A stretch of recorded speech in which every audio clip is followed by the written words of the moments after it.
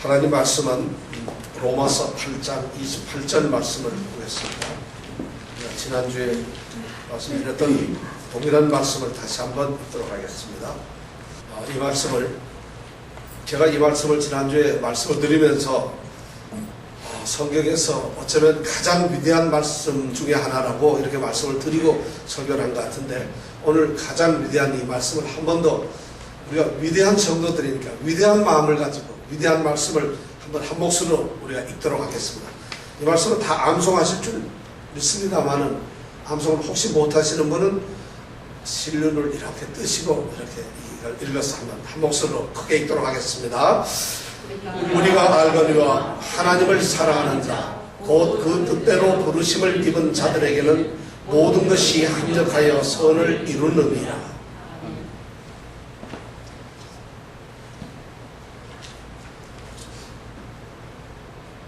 하나님을 사랑하는 자에게는 하나님께서 모든 것을 다 합력하여서 선을 이루신다는 말씀입니다.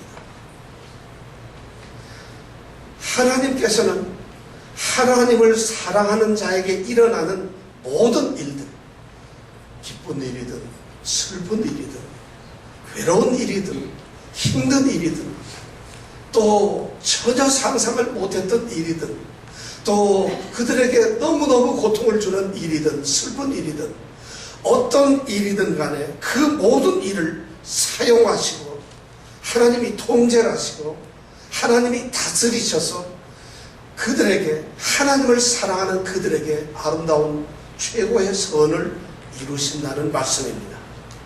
바로 모든 일들이 다 합력하여서 선을 이루게 된 그 사람이 누구냐? 하나님을 사랑하는 사람들이라는 것이죠. 하나님을 사랑하는 사람들. 여러분들 이 말씀만 들어도 우리 마음속에 막 감격이 와야 됩니다. 하나님을 사랑하는 사람. 우리가 하나님을 사랑할 수 있다는 것이 얼마나 큰 축복인지 모르겠습니다. 그런데 저는 이 말씀 가운데서 아직도 하나의 단어, 중요한 한 문장을 아껴두고 있었어요. 사실은 이 말씀이 훨씬 더 소중한 말씀인데 제가 지난주 설교에 이 말씀을 말씀드리지 않았어요. 오늘 그 말씀을 여러분과 함께 나누고자 합니다. 그 말씀이 뭘까요? 여러분, 그 말씀이 뭘까요? 오늘 설교의 제목대로 그 뜻대로 부르심을 입은 자. 여러분들은 하나님을 사랑하는 자 이런 말씀을 들으면은 금방 그 말씀이 와 닿는데, 그 뜻대로 부르심을 입은 자라는 말씀을 들으면은 별로 감동이 안 옵니다. 왜냐하면 그 말씀이 실제로 우리가 한번 진지하게 이 말씀 가운데 세워져 보질 않았어요. 그리고 이 말씀의 참된 의미를 우리가 한 번도 생각을 해보지 않았다는 것입니다. 오늘 이 말씀을 생각하면서 저는 우리 모든 성도들이 정말 참으로 하나님 앞에 세워진 그 뜻대로 부르심을 입은 자가 되기를 원합니다. 오늘 이 축복이 우리에게 있기를 원합니다. 하나님을 사랑하는 자, 그 사람은 누구냐 하면 오늘 말씀에 보니까 곧 그 뜻대로 부르심을 입은 자들이라는 것입니다. 하나님께서 하나님의 뜻대로 부르심을 입은 사람들이라는 것입니다. 하나님께서 하나님의 뜻대로 부른 사람들이라는 말씀입니다. 이 말씀은 굉장히 의미가 두 가지가 있는데, 오늘 이 성경 본문 말씀 중에서 하나님을 사랑할 수 있는 이유가 무엇이냐? 우리는 왜 하나님을 사랑하게 되는가? 우리가 하나님을 어떻게 사랑할 수가 있었겠어요? 우리는 하나님을 사랑할 수가 없는데도 불구하고 우리가 하나님을 사랑할 수 있도록, 하나님께서 우리를, 하나님 자신을 사랑할 수 있도록 만든 이유가 뭐냐면, 그 근거가 바로 하나님이 우리를 부르셨기 때문에. 부르셨다는 이 말씀이 여러분들에게 어떻게 느껴지는지 모르겠습니다. 부르셨다는 것이. 잘 들어보세요. 우리는 사실 세상에 살면서 많은 세상의 사람들처럼 그냥 하나님을 사랑할 수 있는 것은 아닙니다. 내가 하나님을 사랑해야지. 하나님 그분을 내가 한번 사랑해 볼까? 이렇게 되는 것이 아니라는 것입니다.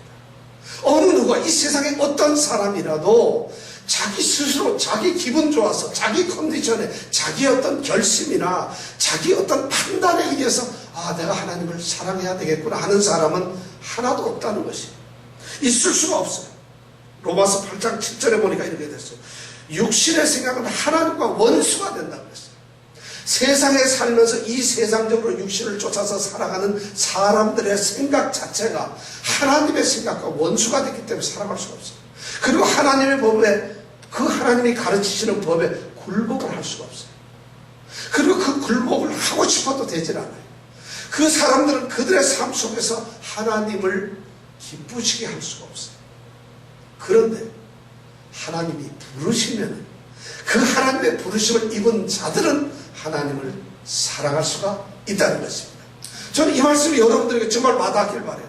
여기 계시는 분들이 모두가 하나님의 부르심을 입은 자이기를 축복합니다.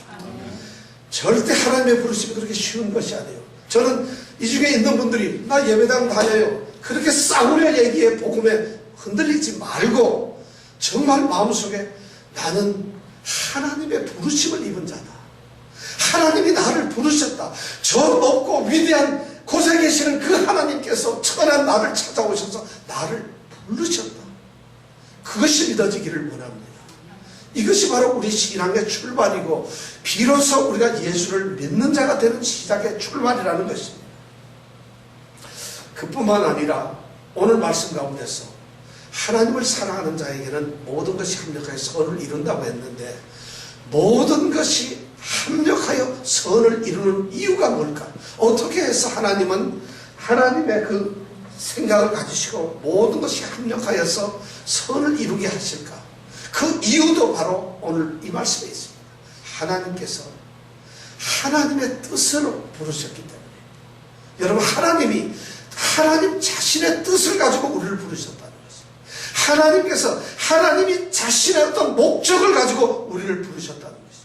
하나님이 우리를 부르신 것은 하나님의 목적이 있다는 것입니다. 우리는 그냥 불려진 사람들이 아니라는 것입니다. 우리가 그냥 하나님께 하나님이 교회 나와라, 너희들이 나를 믿고 예수를 믿어라 이렇게 부르신 것이 아니라 하나님의 숨으신 목적이 있다는 것입니다. 바로 우리는 목적의 대상이라는 것입니다. 여러분들 한 사람 한 사람이, 제가 바로 하나님께서 부르셨는데 하나님의 목적에 의해서 목적을 가지고 나에게 하나님께서 그 하나님의 목적을 이루시기 위해서 나를 부르셨다는 거죠. 그러니까 하나님이 나를 부르셨어요. 하나님을 사랑하는 것, 그걸로만 놔둔다면 우리는 인간이기 때문에 시시각각 변합니다. 형편이나 환경에 따라서 우리의 마음이 변해서 하나님을 사랑 안 할 수도 있어요. 하나님을 사랑하는 것이 게을러질 수도 있고 하나님의 사랑이 우리에게는 필요 없는 것처럼 느껴질 때도 있다는 것이에요. 그런데 오늘 이 말씀, 하나님이 뜻대로 불렀기 때문에, 하나님이 목적을 가지고 불렀기 때문에 하나님의 목적에는 후회가 없으시다. 불완전함이 없으시고 하나님의 목적에는 완전함 그리고 영원함이 있기 때문에 우리를 향해서 모든 것이 완벽하게 선을 이루는 그 일이 이루어질 수밖에 없다는 것이에요. 그렇기 때문에 이 말씀이 중요하다는 것이에요. 하나님을 사랑하는 자보다도 더 소중한 말씀이, 그 말씀의 근거는 바로 하나님의 뜻대로 부르심을 입은 자라는 것입니다. 오늘날 성도들이, 오늘날 교회가, 모든 성도들이 바로 나는 하나님이 목적을 하고 부른 존재라는 이 의식을 갖는다고 한다면 오늘 교회 모습이 어떻게 되겠어요? 오늘 성도들의 모습이 어떻게 달라지겠어요? 여러분들이 이 세상에 살면서 무슨 일을 만나든지 여러분들의 생각이 어떻게 되겠어요? 사실 이 말씀이 오늘 우리 가운데 있질 않았어요. 왜 교회에서는 이런 말씀을 선포 안 하는지 모르겠어요. 사랑하는 성도 여러분, 복 받습니다가 아니라 여러분들은 하나님이 간절한 목적을 가지고 한 분 한 분을 이름을 가지고 부르셨다는 것이에요. 그래서 내가 하나님 앞에 나아갔다는 것이에요. 이 말씀이 여러분들에게 오늘과 닿기를 원합니다. 그래서 성도는 하나님께서 부르신 존재라는 것이에요. 성도들은 하나님의 부르심을 입은 자들이라는 것이에요. 사람은요, 하나님을 사실 알 수가 없어요. 하나님은 너무 크기 때문에 우리가 알 수가 없어요. 그런데 하나님께서는 우리 사람들이 하나님을 알 수 있도록 하기 위해서 자신을 사람들에게 조금 드러내 보이셨어요. 하나님이 어떤 존재라는 걸 사람들에게 조금 알리셨다는 것이, 그것이 바로 성경이에요. 하나님은 성경 속에서 내가 어떤 존재라고 하는 것을 사람들에게 조금 알려주셨어요.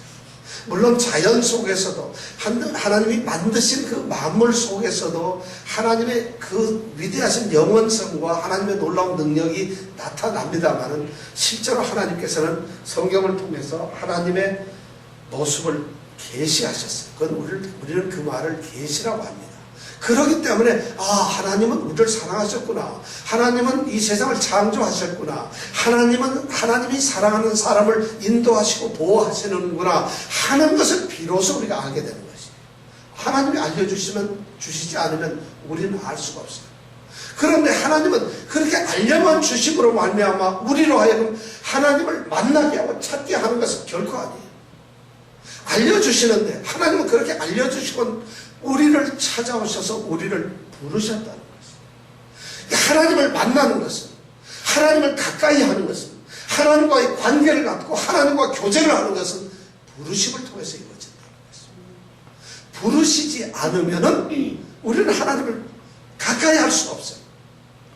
하나님이 안 불렀는데도 우리가 쫓아가서 하나님, 내가 하나님을 사랑합니다 할 수가 없다는 것이에요.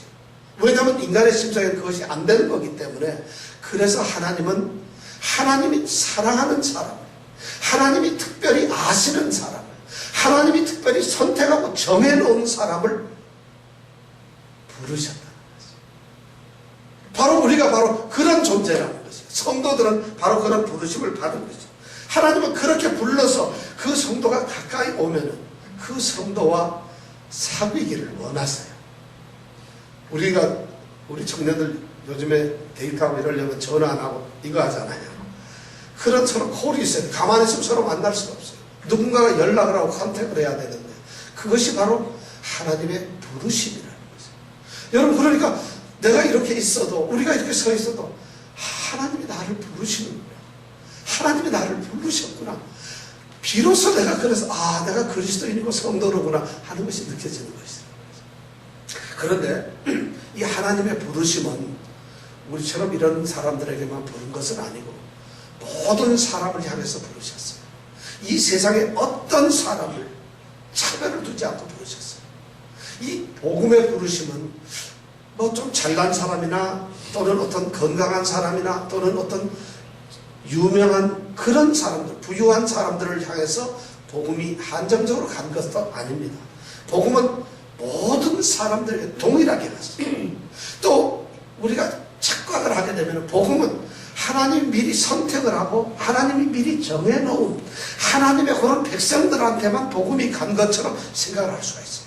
사실 그렇게 생각하는 사람들이 있었어요. 많은 신학자들 중에서 하나님의 복음은, 결국은 그 복음은 믿는 자들에게, 하나님이 선택한 하나님의 사랑하는 대상들에게만 복음이 전해진다고 이렇게 생각을 했던 학자들도 있었어요. 그러나 그렇지 않아요. 하나님의 복음은 모든 사람들에게 전해졌어요. 하나님의 복음을 그래서 보편화되어 있다는 것이죠. 이런 것을 신학적인 용어로는 일반적 부르심, 일반적 소명이라고 합니다. 그러니까 하나님의 부르심을 세상에서 나는 못 들었습니다 할 수가 없어요. 나는 하나님의 부르심을 받아본 적이 없습니다 할 수가 없어요. 모든 사람들은 바로 부르심을 받는 것이에요. 그래서 그 부르심은 하나님께서 어떻게 하느냐? 말씀을 통해서, 자연을 통해서, 또는 우리 같은 성도들을 통해서 하나님은 계속 부르시는 거예요. 이것을 우리는 전도라 그러고 이걸 선교라 그러고, 우리가 그렇게 해서 전도를 해야 하는 사명이 있다. 왜냐하면 그렇지 않으면 하나님의 부르심은 그들에게 직접 닿지 않아요. 그들은 하나님의 부르심을 영원히 모를 수가 있다는 것이죠. 그렇기 때문에 우리를 통해서 전도에 미련한 것으로 믿는 자를 구원하시기를 기뻐하셨던 그 하나님께서는 바로 우리들을 위해서 전도라고 하는 방법으로 하나님의 부르심을 대신하도록 하셨다. 이것이 하나님의 목적 가운데 들어있다는 것이죠. 여러분들 그런 목적을 가지고 사명을 가진 사람들이에요. 여기 계시는 한 분 한 분이 복음의 깃발을 들고서 복음의 나팔을 불면서 세상을 향해서 무차별적으로 복음을 선포해야 되고 전해야 될 뭐가 있다고? 사명이 있다는 것이죠. 바로 이런 일을 통해서 우리 교회가 봉되기를 원합니다. 우리 성도들 한 사람 한 사람이, 그래 내가 그런 사람이었어? 내가 정말 그런 사람이라 말이지. 그렇다면 내가 이제부터 목적을 가지고 살아야 된다는 이 목적의식이 있는 성도들이 되시길 원합니다. 그렇다면은 복음을 듣기만 하면은 모두가 성도가 될 것인가? 복음을 전해서 듣기만 한다면은 그 사람은 무조건 성도가 되는가? 믿게 되는가? 그것은 아니라는 것이.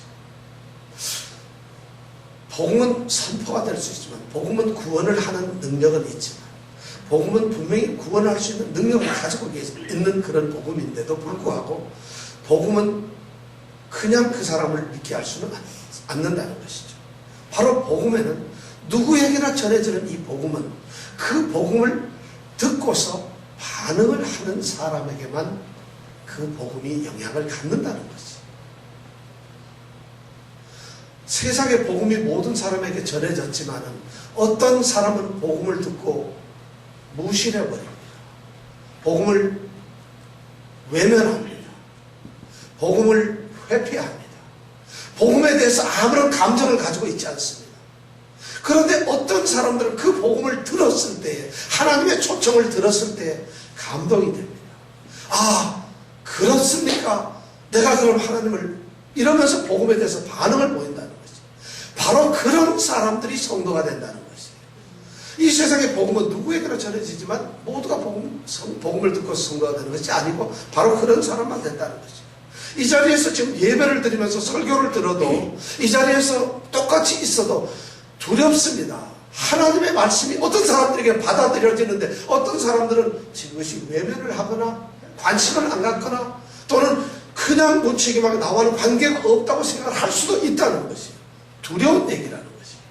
복음은 반응하는 사람들에게만 역사를 한다는 것이죠. 이것을 신학적으로는 효과적 부르심이라고 합니다. 유효적 부르심. 이 세상의 모든 성도들이 된 사람들은 바로 이런 효과적인 부르심, 하나님의 유효한 부르심에 의해서 부르심을 받은 사람들이라는 것이죠. 우리는 여기 계시는 분들은 전부 하나님의 부르심을 받고, 하나님 내가 여기 있습니다, 나는 그 부르심에 응답하겠습니다 하고 오신 분들이라는 것이죠. 그러니까 성도들이니까 우리는 하나님의 부르심을 받았어요. 부르심을 거부한 사람들, 반응하지 않은 사람들은 하나님을 사랑하지 않는 자들이에요. 모든 것이 합력하여 선을 이루는 자들이, 그런 약속이 있을 수가 없는 자들입니다. 그것이 해당이 되지 않는 자들이에요. 그들은 하나님의 진노와 심판을 받고 지옥의 형벌 속에서 영원한 고통을 당하는 그러한 버림을 받은 자들이라는 것이. 동등한 기억이 있는데, 동등한 기회를 주었는데 그렇게 된다는 것이에요. 그런데 그 바로 그리스도인 복음에 반응을 한 우리에게는 모든 것이 합력하여 선을 이루는 축복이 있다는 것이에요. 그래서 로마서 1장에 보면 바울 사도는 이렇게 기록을 하고 있어요. 예수 그리스도의 종 바울은 사도로 부르심을 받았다고 스스로 고백을 합니다. 바울 사도는 자기 자신을 알고 있어요. 아, 내가 예수 그리스도의 종으로서, 하나님의 사도로, 예수 그리스도의 사도로서 내가 부르심을 받았구나. 이것이 하나님이 나를 부르신 하나님의 목적이었구나 하는 것을 깨달았다는 것이에요. 그래서 그렇게 선을 할 수 있어요. 그런 바울 사도가 로마서 1장 7절에 보면은 다시 위대한 얘기를 하는데, 로마에 있어 하나님의 사랑하심을 받고 성도로 부르심을 받은 모든 자에게, 이런 말을 쓰고 있어요. 로마에 살고 있는 하나님을 사랑하는 자들, 곧 성도로 부르심을 입은 자들, 이런 말을 쓰고 있어요. 로마서를 쓰고 있어요. 우리가 지금 말씀을 드리고 있는데 이 로마서를 로마에 있는 성도들에게 쓰고 있는데, 바울 사도는 로마에 있는 성도를 감히 성도로 부르심을 입은 자들이라고 표현을 하고 있다는 것이에요. 그렇게 말을 할 수가 있다는 것이에요.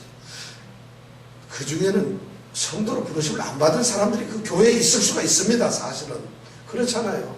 그런데 바울 사도는 적어도 이 로마서 편지를, 하나님의 말씀을 성도로 부르심을 받은 사람들에게만 쓰고 있다는 것이에요. 그들은 이 편지를 듣고서 반응을 할 것이고 하나님의 부르심에 더 적극적으로 나설 것이라는 것이에요. 저는 우리 사랑하는 성도들이 바로 이러한 축복의 자리에 있기를 원합니다. 정말 복음이 여러분들에게 반응되고 부르심을 받았다는 이런 정체의식, 자기의 어떤 신분의식을 분명하게 갖기를 원한다는 것입니다. 이것이 없으면 교회 여러분들 안 나오셔도 됩니다. 왜냐하면 교회란 하나님의 부르심을 받은 구별된 자들이 모이는 곳이고 그들이 와서 찬양을 드리는 곳입니다. 그런데 그런 것이 아니면 교회 오면은 절에 간 것이랑 별 차이가 없어요. 아무것도 없다는 거예요. 그러나 저는 여러분들이 교회에 나와서 아 오늘 주일이구나 예배를 드리겠구나 하는 이 마음 자체가 이미 하나님의 부르심을 받은 사람이라 증거예요. 여러분 그런 증거가 있습니까? 잠시 후에 제가 나는 부르심을 받았는지 안 받았는지 난 증거를 할 수가 없어요. 증명이 안 됩니다. 어떻게 내가 그걸 알 수 있습니까? 그것을 제가 여러분들에게 말씀드리겠습니다. 한 몇 가지 말씀드리면 그걸 한번 체크를 해보세요. 아 나는 정말 부르심을 받았구나. 아 나는 부르심을 안 받았구나. 아직도 멀었구나 하면서 듣게 됩니다. 여러분 부르심을 받은 사람, 응답한 사람들만 성도라는 것이죠. 예수님께서는 마태복음 22장 1절에서부터 14절까지 말씀 가운데서 아주 중요한 예화를 하나 말씀을 드리고 있어요. 그 예화를 아주 재미난 이야기 스토리를 하나 말씀하고 계시는데 그 스토리의 내용이 뭐냐면 바로 이 부르심에 대한 이야기입니다. 내용은 이렇습니다.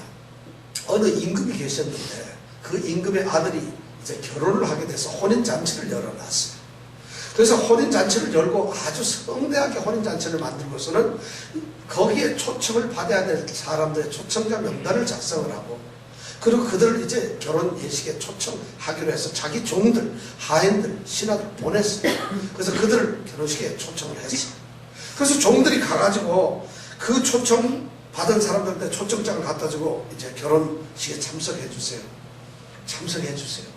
결혼식에 참석해 주세요. 하고 다 보냈어요. 놀랍게도 한 사람도 그 초청에 응하지 않았어요. 여러분들 이 예화를 잘 들어주세요. 한 사람도 초청에 응하지 않았어요. 그 종들이 그냥 돌아왔어요. 그리고 임금에게 말합니다. 그들이 전부 거절해요. 외면하고 듣지를 않습니다. 그래서 이 임금님은 다시 얘기를 합니다. 다시 가서 얘기해라. 내가 오찬을 준비했다. 내 소를 잡았고 살찐 짐승을 잡았고 모든 것을 다 준비해서 완전한 결혼식을 만들었으니까 너무 아름다고 훌륭한 결혼식을 준비했으니까 다시 오라 그래라. 종들이 다시 갑니다. 그래서 그들에게 결혼식에 오세요. 왕이 부르십니다. 임금이 부르신대. 놀라웠게도 그들 중에서 어떤 사람들이 이야기합니다. 관심을 갖고 거기에 주의를 들이지 않아요. 돌아보지를 않고 관심을 안 갖고 하는 소리가 내가 밭을 샀거든요. 내가 밭을 샀기 때문에 밭일 하러 가야 됩니다. 내가 상업차 장사를 하고 있는데 나 지금 장사를 하러 가야 됩니다. 이렇게 종들에게 변명을 하고 내가 밭을 일을 해야 하기 때문에 내가 장사를 해서 이익을 얻어야 되기 때문에 나는 결혼식에 갈 수가 없습니다. 거절을 하는 것이죠. 그렇게 핑계가 됩니다. 일을 하는 사람인데 돈을 벌어야 되는데 내가 유익과 이익을 얻어야 되는데 결혼식에 난 갈 수가 없어요. 그렇게 어떤 사람들은 그렇게 핑계대었어요. 그리고 또 어떤 사람들이 나머지 사람들인데 그 사람들은 그렇게 관심을 안 갖거나 무신경한 것이 아니라 오히려 적극적으로 종들을 잡기 시작했어요. 그리고 종을 때리고 능욕합니다. 그리고 종을 죽이기까지 했어요. 쓸데없는 소리하고 너희들이 내가 결혼식장 택도 없다. 내가 왜 가느냐. 이놈들 쓸데없이 나를 와서 귀찮게 굴러 죽여버려. 그리고 그들을 갖다가 능력을 했어요. 그래서 엉망진창이 되고 정말 상처투성이가 된 종들이 임금께 돌아갑니다. 임금님 다 틀렸습니다. 아무도 안 옵니다. 여기까지 여러분들 잘 생각해 주세요. 제가 설명을 안 드려도 여러분들은 이 예수님이 어떤 마음으로 무엇을 말씀하고 계시는지 여러분들이 아실 겁니다. 아무것도 없어요.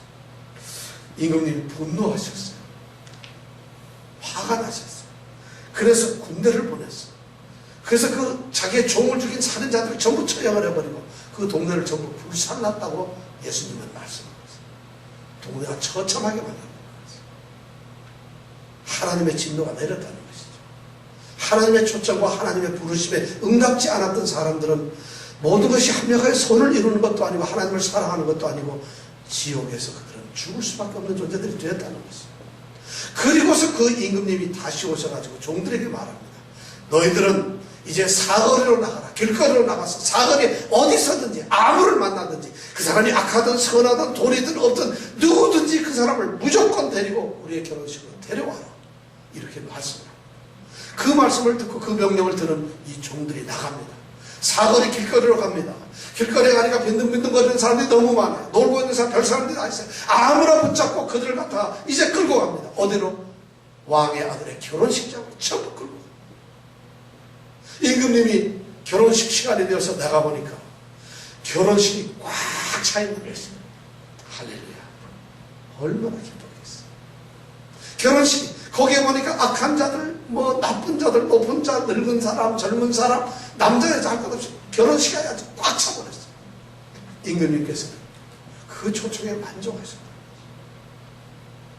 여러분, 부르심이 뭔지 아시겠습니까? 우리가 바로 그런 존재가 되었다는 것이죠. 무관심하지 않고 복음에 반응을 했던 존재들이 되었다는 것이죠. 여기까지만 되면 좋겠는데, 임금님께서 결혼식에, 예수님의 말씀에는 그 다음이 있어요. 임금님이 결혼식에 이제 드디어 나왔어요. 나와서 쭉 보니까 손님들이 꽉 차 있는 것이 너무 기뻐요. 그래서 기쁘게 아주 이렇게 둘러다보는데 저기 끝에 한 사람이 있는데 예복을 입질 않았어요. 그냥 옷을 입고 누추한 몸으로 자기 모습을 그대로 있다는 거죠. 조금 더 달라지지 않았어요. 옛날 모습 그대로, 그 옷, 옛날에 그 태도, 그 모습 그대로 앉아가지고 있다는 거죠. 임금님이 묻습니다. 너는 예복이 어디 있느냐? 이 사람이 대답을 못합니다. 임금님이 말씀합니다. 종들을 부릅니다. 이 사람 손발을 묶어라. 밖에 어두운 데로 내가 쫓아라. 그리고 쫓겨납니다. 여기에서 또 우리는 또 다른 생각을 하나 하게 됩니다. 청함을 받았다고 해서 모두가 택함을 받는 것은 아니라는 것입니다. 여러분들은 어디까지 청함을 받으셨어요? 여러분들은 택함을 받기 위해서 어디까지 갔습니까? 교회에 오는 것은 어쩌면 결혼식에 참가하는 정도밖에 안 될지도 몰라요. 그런데 하나님께서 그 주인이 이 중에 있는 우리를 보고 무슨 집사님, 무슨 집사 나가, 바깥에 어두움에 나가 이를 갈고 슬피 울미 있으리라, 이렇게 성경에 되어 있어요. 이렇게 된다면 어떻게 되겠어요? 바로 부르심에 어떤 사람들은 무관심해지고 어떤 사람은 위선적으로 부르심에 받았다는 것이, 제대로 진지한 부르심이 없었다, 부르심의 반응을 한 것처럼 겉으로 외형적으로 그렇게 보였다는 것이, 바로 신학의 부르심에는 그런 것이 있다는 것이죠. 그러면서 이 마태복음 22장 14절 말씀에 주님께서 친히 하신 말씀이, 청함을 받은 자는 많되 택함을 받은 자는 적으니라, 이렇게 말씀합니다. 이것이 바로 부르심에 대한 우리가 생각을 해야 될 것이에요. 자, 그렇다면 여러분들은 부르심을 확신할 수 있습니까? 어떻게 여러분들은 하나님께서 여러분을 불렀다는 것을 믿을 수 있어요? 여러분 부르심 받았습니까? 한번 교회에 나옵니까? 이걸 묻는 것이 아니에요. 한 달, 1년 내내 교회 한 번도 안 빠졌느냐? 금요 예배 한 번도 안 빠졌느냐? 예배 드릴 때 찬송을 크게 하느냐? 기도할 때 열심히 간절히 기도하느냐? 이걸 묻는 것이 아니라, 여러분들에게 묻는 것은 여러분은 부르심을 받았느냐는 것이에요. 여러분들 하나님으로부터 콜링이 됐습니까? 콜링 받으신 분이냐고요. 어떻게 그걸 알 수 있을까요? 몇 가지의 질문을 통해서 저는 여러분들에게 묻고 싶습니다. 첫 번째, 여러분들은 하나님의 은혜를 느끼십니까? 은혜를 느끼시나요? 이 말씀을 여러분들 잘 기억해 주세요. 무엇이 나를 그리스도인 되게 했는가? 무엇이 나를 예수를 믿는 성도가 되게 만들었는가? 그것을 한번 생각해 보세요. 난 내 동생이 나오라 그래서 나왔어요. 그게 아닙니다. 나는 부모님들이 본래 교회를 다녔거든요. 그게 아닙니다. 그런 것이 나를 만들어요. 나는 내 친구가 나를 교회 가자 그래서 왔습니다. 나는 이거 마누라가 하도 가자 그래서 할 수 없이 왔어요. 이것이 아니라 내 뜻대로, 나의 결정대로, 나의 판단대로, 내 결심으로 내가 그리스도인이 되는 것은 아니라는 것이, 내가 행하는 것이 아니라는 것이, 나는 그리스도인이 되는 것이 아니라 내가 그리스도인이 되어지는 것입니다. 누군가가 나를 그리스도인으로 만들어낸다는 것입니다. 그것을 여러분들이 느껴야 됩니다. 그래서 자기 스스로 자기 자신을 돌아볼 때 이해가 안 돼요. 내가 왜 이러지? 나는 왜 이런 사람이 되었지? 내가 왜 그리스도인이 되었지? 이것이 이해가 안 되고 당황스러워져야 됩니다. 그래야만 비로소 여러분들은 내가 그리스도인이 되었구나. 정상인들은 그냥 세상에 사는 사람은 당황될 필요 없어요. 나는 뭐 관계없어요. 늠름한데 그리스도인이 된 사람들은 무언가 나를 끌어갔기 때문에 내가 그리스도인이 되어서 너무 당황스러워진 이런 사람들이 바로 그리스도인이 되었다는 것이죠. 그래서 바울 사도는 이 사실을 나의 나 된 것은 하나님의 은혜로 내가 이렇게 되었다 고백을 하는 것입니다. 이런 고백이 여러분들이 있습니까? 죄송합니다. 모르겠어요. 관심도 없어요. 나는 부르심을 입지 않은 사람인지도 모르겠습니다. 두 번째 또 하나의 질문 하나 드려보겠습니다. 여러분들의 인생이나 삶에 있어서 하나님이 간섭하시는 것을 느낍니까? 간섭을 느끼십니까? 이건 너무 중요한 말이에요. 여러분, 우리가 살아가면서 그리스도인들, 예수를 믿는 성도들은 하나님 앞에 이미 뽑혀진 사람들이에요. 그러니까 하나님께 간섭을 받을 수밖에 없는 사람들인데 내가 간섭을 받고 있는 거예요. 하나님께서는 여러분들에게 관심을 가지고 있었어요. 그리고 여러분들 삶에 슬그머니 끼어들어 오셨어요. 그리고 여러분들 일에 하나하나를 갖다가 일일이 간섭을 하고 있어요. 그래서 여러분들을 꽉 붙잡고 있어요. 이걸 내가 느끼고 있느냐는 것이에요. 회사 다니는 사람들은 죽기 싫어도 회사 나가고 사원증 가지고 나 회사 사원이라고 그렇게 증명을 하는데 바로 그리스도인이고 하나님께 부르심을 받은 사람들은 하나님이 간섭을 하고 내가 하나님의 고리에 잡혀있다는 것을 느끼는 사람들. 그것을 못 느끼면 안 된다는 것입니다. 쉽게 얘기하면 내가 세상에서 살아가면서 내 삶이 있었는데 내 삶이 엉망진창이 되어버렸어. 갑자기 어느 날 혼돈이 오고 어느 날 방해를 받고 내가 뭘 하고 싶은데 모든 것이 막히고 차단되고 아무것도 안 돼요. 봤더니 하나님이 내 삶에 오셔가지고 나의 과거의 삶을 다 망가뜨려 놓으셨다. 막으셨다는 거예요. 하나님이 개입을 하셨다는 거예요. 그래서 비로소 내 삶이 하나님께 붙잡힌 것처럼 되었다. 이것이 바로 느껴져야 돼요. 여러분 삶에 하나님의 개입이 간섭이 느껴지시나요? 그래서 바울 사도는 빌립보서 3장 12절에 그리스도 예수께 잡힌 바 된다. 내가 예수한테 잡혀진 그것을 잡으려고 쫓아간다고 이런 고백을 하고 있습니다. 우리가 바로 그런 고백을 할 수 있어야 된다는 얘기예요. 세 번째 또 한번 점점 질문이 그런데 여러분들은 이거는 조금 내가 세 번째 질문은 나는 죄인이다.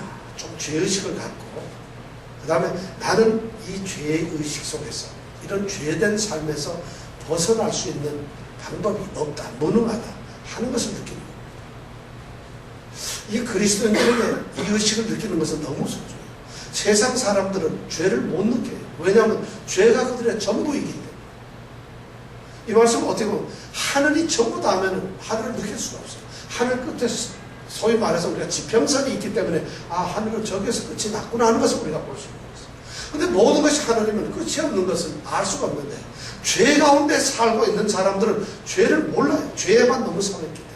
그런데 부르심을 받은 이 그리스도인들은 드디어 죄가 뭔가를 알게 됐어요. 이제 봤더니 내가 엄청난 죄인이었구나. 내가 말할 수 없는 죄인으로서 하나님의 징계 속에서 하나님의 은혜 바깥에서 나는 정말 버림을 받은 존재들이었구나. 그런데 비로소 내가 부르심을 받음으로 말미암아 내가 죄를 깨끗하게 씻어줘. 그리고 나로서는 밖에서는 도저히 내가 이 죄에서 벗어날 수 있는 능력이 없는데 하나님께서 나를 부르셔서 나를 거기에서 건져내셨구나 하는 것을 느끼는 것이. 이것이 느껴져야 되는 것이. 이것이 안 느껴지고 그냥 집에 있으나 교회에 있으나 예배를 드리나 예배를 안 드리나 또는 어떤 일을 하든지 그런 의식이 없고 나의 신분이 자리가 옮겨졌다는 거예요. 내가 지금 달라졌다는 걸 전혀 못 느끼고 똑같게 산다는 사람은 성도는 부르심을 입지 않은 사람입니다. 부르심을 못 느끼는 사람. 바로 주님께서는 직접 말씀하셨죠. 내가 의인을 부르러 온 것이 아니라 누구를 부르러 왔다고? 죄인을 부르러 왔다는 것이죠. 바로 그 말씀이 내게 다 닿는 것이죠. 그 말씀이 바로 사실로 내게 달아왔다는 거예요. 자, 네 번째, 하나님의 말씀에 대해서. 이 성경은 하나님의 말씀이 진리로 와닿아요. 그리고 내가 그 말씀을 듣고 따르고 싶은 충동을 느끼게 되는 거죠. 이래야만 부르심을 받은 사람들. 성경에는 예수님께서 바로 하나님의 아들이라고 말씀하고 있어요. 그리고 그 예수님께서는 이 세상에 구원자로 오셔서 구세주로 오셨어요. 그런데 그 예수님을 믿는 자들은 바로 구원을 얻는다는 것을 기록되어 있어요. 그 말씀을 믿느냐는 것이죠. 이 말씀대로 믿느냐? 이 말씀을 그대로 받아들이느냐? 사실은 하나님을 사랑하고 하나님을 좋아하는 사람도 성경을 안 믿는 사람들이 있어요. 왜냐하면 하나님이 너무 위대하신 분이니까 그분 사랑. 내가 어느 대통령하고 아무 관계도 없는데도 괜히 그 대통령을 좋아해. 그분하고 밥을 먹어본 적도 좋아한 적도 아무것도 없는데도 좋아하는 것처럼 하나님을 그냥 배워보니까 괜찮은 분이거든요. 조사해보니까. 그러니까 하나님을 사랑할 수 있어요. 이분 좋은 분이네 할 수 있어요.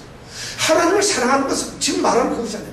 이 성경이 그냥 하나님의 진리로 다가온다는 것이에요.